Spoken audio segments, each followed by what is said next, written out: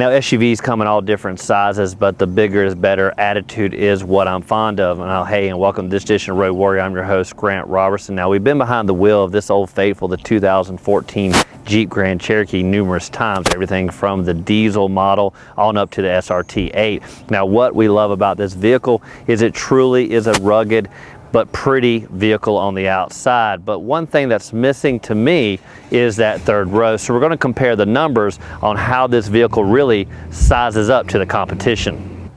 Now I have a family of 6, so when we look at SUVs, we've got to go with that 3-row option. So when you look at a Jeep Grand Cherokee, the only place it falls short is really that interior seating capacity, where the Ford Explorer, Dodge Durango, and Chevy Tahoe obviously are measuring in a little bit bigger, but really delivering that third row. Now one thing Jeep has never done in this segment here is deliver that type of capacity. Now Jeep faithfuls say it's not a big deal, they don't want to deliver to the family people, but when you look at a vehicle like this, especially in this particular model with all the entertainment on the inside, obviously you're trying to attract families like myself.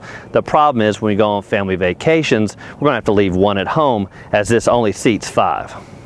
Now looking at the numbers, Jeep Grand Cherokee measures in about 189 inches overall with a 114-inch wheelbase. That compared to the Ford Explorer that has a 112-inch wheelbase, but measures in about 8 to 9 inches longer at 197 inches. Now those little bit more inches are going to add to that interior capacity there on the Ford Explorer, again delivering that third row of seating. So could we possibly take the Jeep Grand Cherokee up to that level? Because after all, we're talking less than a ruler. It wouldn't hurt, because again, taking 5 passenger comfort to 6, 7, 8 options wouldn't hurt on this segment here. Now you may be saying to yourself, hey, just get over that Jeep Grand Cherokee is going to offer what it offers and don't even try to compare it to the Explorer. But when we're just so close in inches compared to the Explorer, why can't we take the Jeep Grand Cherokee up just a hair to add that interior volume? Now when you look at the cargo numbers, I kind of thought the Jeep maybe beat it, because again, we don't have 3 rows of occupancy, but again, the Ford Explorer is measuring in about 9 inches more, and that's where the comparison is going to make the Explorer win out. Now by the numbers behind the second row, you're looking at 36 cubic feet here in the Grand Cherokee, while the Ford Explorer is going to be more than 40 cubic feet. Now with all the seating laid down up to the front row, you're looking at 80 cubic feet on the Ford Explorer compared to 63 here on the Jeep Grand Cherokee. Now the other overall numbers, the width and height, again are going to fall within mere inches of the Ford Explorer. And one thing you're going to notice with these new designs that are coming out over the last decade, all the vehicles maybe are slightly mimicking each other. Now the Ford Explorer and the Jeep Grand Cherokee don't look identical, but a lot of the same chisel line, a little bit of that wide haunches, so you're not really maybe thinking outside the box either way you go. Now swinging around here to the back, the best thing you're going to love on these new vehicles, and especially the Jeep Grand Cherokee, is the proximity key, the smart key system. Now again, they have it on this one, allowing you pretty much to walk up to any door, unlock the vehicle with ease. Now the best thing about these new vehicles is they're coming with the power rear hatch, really allow you to get into that cargo area with ease. Now once you climb inside of here, you're going to notice that the rear cargo is kind of a carpeted, nice, sleek design. Now the one thing with carpet, over time it might wear, but here in the cargo area they've got these nice wear strips allowing you to keep kind of items off the carpet, so you're going to minimize the tear and wear on this vehicle. Now unlike some SUVs where they put the button for the rear hatch here on this bottom right here, making it sometimes difficult for shorter people to reach, they've actually done it here on the Jeep Grand Cherokee right here on the back pillar.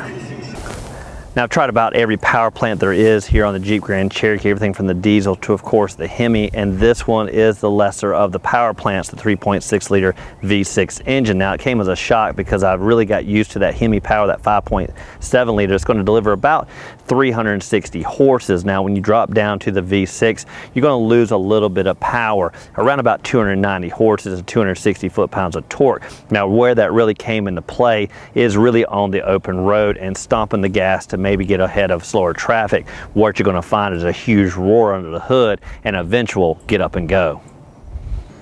Now, I'm not an off-road enthusiast, but one of the best features you're going to find here on the Summit is the ability to raise and lower this vehicle with the touch of a button. Now, right now we have it kind of the highest mode, really for those kind of rock crawling expeditions. Now, if you wanted to kind of lower it for ingress, you simply just press a button and it's going to kind of lower all the way down, really helping kind of with little kids or older people easily climbing inside this vehicle. Now, one thing you need to know, even if you have this in its highest level, it still won't travel at that at full speeds.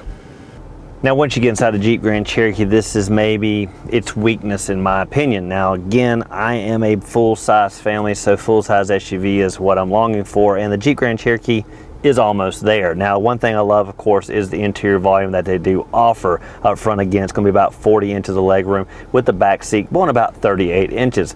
Now in the Ford Explorer, you're looking at about equal numbers in the first and second row, but again, they got that great option called the third row. Now that's going to be around about 33 inches. Pretty good numbers when you start delivering 3 rows of comfort. Now the one thing you're going to find in the Jeep Grand Cherokee, again, compared to the Explorer, is you only have the 2+3 design. In the Ford Explorer, they're obviously going to upsize that with that third row. Now one thing I really got to brag about with the Jeep Grand Cherokee is just their comfort. Their leather is really enveloping and the seats are just lazy boy like. Now one thing I hate is when a seat is just too confining, too bolstered or whatever. You can of course dial that in on the power controls, but all the leather is premium on these models, and really you can't go wrong with the interior comfort that this vehicle is going to deliver. Now one of the best systems on this vehicle that came standard was the Uconnect system and the 7-inch screen. Now it's all touch system, allowing you to really utilize all the buttons right there on the screen with minimal knobs down below. Now one nice feature we had standard on this vehicle was the heated and cooled seats, really dialing in comfort here in the heat of the summer. Now down below you're going to find dual climate controls in this particular model, really simplifying the use, just dial in the temperature specific to the degree you like. Now there's nothing simple with the gauge cluster, as they've gone away from the old traditional and gone with more of a digital display right there front and center. Now you can really kind of dial in your specific usage here, really getting the speedometer right there front and center, or even up-to-date information about fuel economy or what you're playing on the radio. Now to the left is the old standard tachometer with the fuel gauges on the right. Now one thing you're going to like as you sweep around to the steering column is the functionality here on the steering column for that LCD display. You've obviously got simple buttons for the telephone, and when you sweep over to the right, it's the old standard cruise control. Now one thing you're going to like on this particular model is the ability to set adaptive cruise control. Now what that allows you to do is be in tight traffic, set the cruise, and it's going to adjust to the speed of the vehicles around you. Once a slower vehicle moves out of the way, it will resume the speed you had set. Now again, this vehicle had somewhat of the anemic power, just the V6, but it still did come with the paddle shifter like manual mode. Now I really didn't use this again because the power just wasn't the boot, scoot, and boogie that I expected on the 5.7 liter Hemi we've tested out before. But they are here, of course, the minus and the plus, allowing you to shift on the fly and maybe get a little bit more spunk where there otherwise wouldn't be. Now one thing Jeep did do is they changed out the speed shifter for something more of a tap-like system. Now the one problem you're going to find that I did is really understanding what gear you're in. Now you're going to have to translate that to the dash where it tells you the park, reverse, neutral, drive, and all that. But the problem is when you really go up to park, a lot of times you're going to think you're actually stationary when you've actually put it in reverse. So before you get out of the vehicle, just make sure that P is illuminated on the dash. Now this vehicle did feature the backup assist with the rear camera and park sensors. Now the park sensor button is right here, and it's really helpful to know where it is because when you are in those tight spots, it is ultra sensitive, meaning you're going to hear a lot of beeping and a lot of squealing even though you're nowhere near hitting something. Now this particular model was the Summit Edition and had the standard kind of select modes from sand to auto to mud to rock, and really can allow this vehicle to go off-road. Now I'm not a big four-wheel drive person, especially in a vehicle that's cladded like this particular model, looking more premium than rugged. Now if you're into electronics, it really has all the connections you could think of, from USB to SD card reader to of course auxiliary jacks. Now that's all tucked down here on the dash, down below the climate controls, allowing you to hide your gear away while keeping them plugged in. Now this model came equipped with the rear entertainment system, which pretty much is going to limit that center console space you would otherwise have. Traditionally this DVD player would be gone, allowing you a little bit more room up front, but with this entertainment system in place, you're going to find most of the space is taken up with entertainment. Now if entertainment is your choice and it's a go-to item on those vacation trips, they have it here in the Jeep Grand Cherokee. Now it comes with dual screens like you see here, really allowing you to of course have entertainment on the road. Now better yet, if you do those moonlight drives, you can open this huge sunroof here, allow you to gaze at the stars and occasionally a movie you have playing on the screens. Now with rear entertainment, you want rear comfort, and they of course can do that right here on the second row. Now they do that basically with a simple hand on the side, and with a little bit of strength, what you can do is actually lean back and ease this back seat just a hair more reclined. Now it's going to give you a little bit more comfort for those long trips, but it does take just a hair of muscle to kind of get it to lock into place. Now if you want to change this over to cargo, use the same handle, pull it once, and it's going to spring forward. Now the best feature about that is, again, we're not having to deal with headrest, because as you pull the handle, this is dipping forward, allowing it to really tuck into place and transition from passenger to cargo in one fell swoop.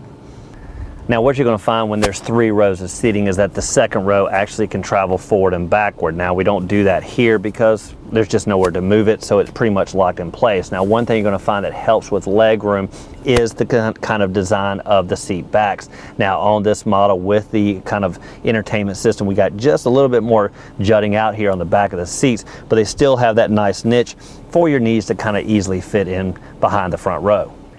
Now that does it for this edition of Road Warrior and our kind of brief comparison of the Jeep Grand Cherokee to the Ford Explorer. Now I'm a big fan of the 3-row option. Again, this family of 6 is going to have to leave this vehicle behind on those family vacations. And what I'm really pleading for is maybe the Jeep lineup to just add a little bit more length, giving us that option for that 3rd row. Now again, I'd like to thank you for watching this edition of Road Warrior, and as always, keep both hands on the wheel and eyes straight ahead.